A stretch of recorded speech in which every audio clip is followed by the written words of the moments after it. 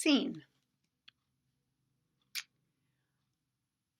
When we think about scene, we often think of a play. And in a play, a scene it might have a beginning, it might have a middle and an end, it might feel very complete in itself. It may not, but often that's the case. In creative nonfiction, scene is something a little bit different. So, scene can weave in and out of the story.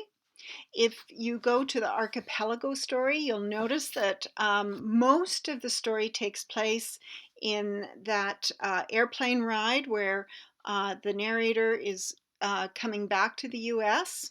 But the scene of her being on the airplane is interspersed with her memories. We often call this weaving throughout the story. So after liftoff, I press my forehead against the window. I seem to see all my Caribbean life far below in one glance as we arc towards the horizon. And then she reminisces, and then she comes back. Now the airplane, and so on.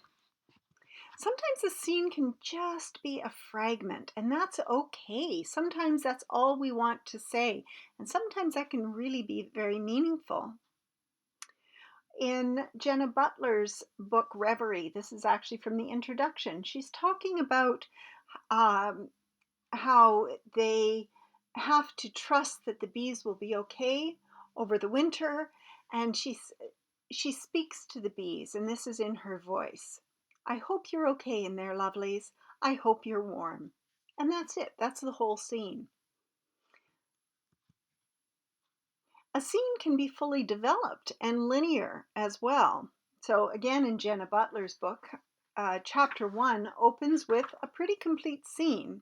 I'm up early again this morning. And then she goes on to talk about stoking the fire, and she talks about her husband and their routine on the farm. So this scene is a way to introduce that life that she and her husband are experiencing.